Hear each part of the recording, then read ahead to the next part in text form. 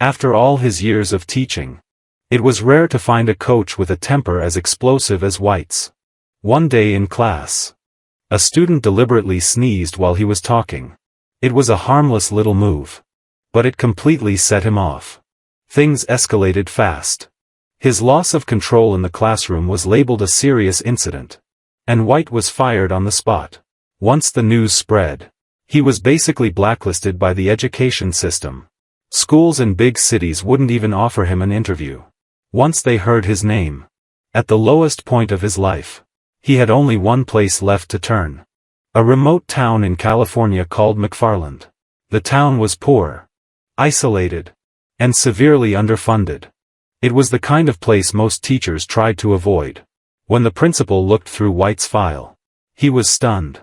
It listed multiple conflicts in the classroom, even physical altercations with school administrators. But reality left little choice. The school desperately needed teachers. And despite everything, White had produced real results in the past. After weighing the risks, the principal decided to give him one last chance. And just like that, White was back in the classroom. The first day didn't go well. Before roll call even finished, 3 students stood up and walked out. The reason was simple. Their mother was outside, calling them home to work. Then another student openly mocked him. In the past, White would have exploded. But this time, he held back. Now, he didn't want trouble anymore. He just wanted to teach, collect a paycheck, save some money, and someday take his family back to the city. But the calm didn't last long. At a football game, one student took a brutal hit on the field. The size difference sent him crashing to the ground. After being pulled out, the student was clearly not okay. Dazed, confused, barely conscious. But the head coach insisted he go back in. White stepped forward and physically stopped the student from returning to the game. In that moment, he made an enemy of the head coach. On the way home, unease crept in. His family had just moved here. If he lost this job too, the consequences would be devastating. Sure enough, the very next day, the head coach filed a complaint. Thankfully, the principal stayed calm. White wasn't fired, but he was removed as assistant coach. The school simply couldn't afford to lose its only PE teacher and biology teacher. That weekend, White was working in his yard when he was startled by his neighbor's enthusiasm. A Mexican woman walked right up and handed him a live chicken as a welcome gift. The town might have been poor, but the sense of community was stronger than anything he'd seen in the city. To take care of the chicken, White went to the store for feed and grabbed a drink while he was there. As he walked out, he saw several students drinking straight from a water faucet. These kids had been working since early morning, washing cars, working the fields, harvesting crops, until sunset. On school days, they woke up before dawn, worked in the fields first, then rushed to class. For the first time, White truly understood. These kids weren't lazy. Life simply never gave them a choice. Not long after, the English teacher approached White, hoping they could do something for these students together. Most families here were poor immigrants. Their children were often ignored, overlooked, and quietly given up on.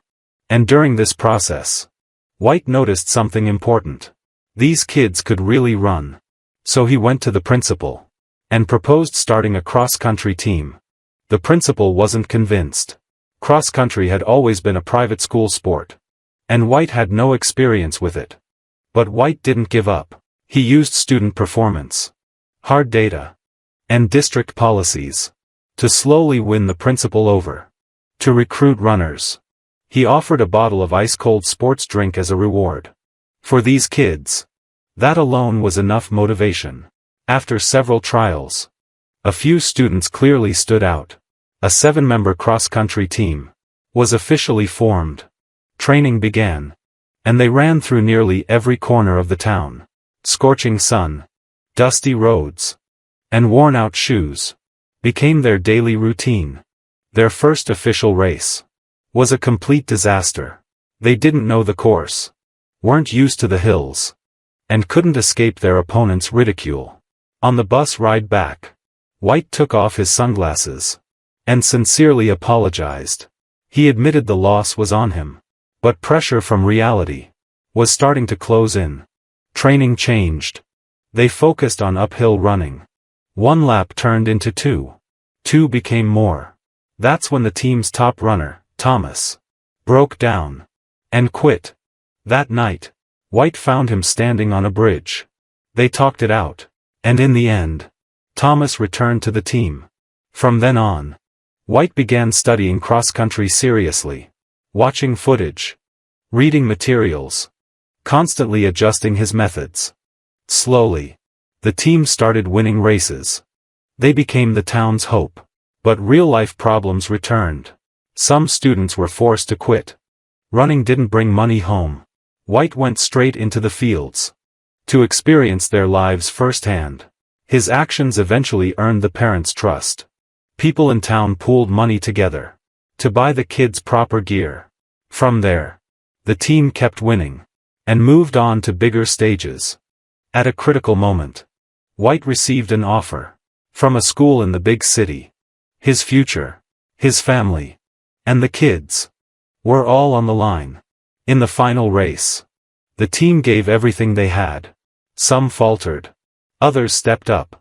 In the final moment, the most overlooked runner delivered the decisive finish.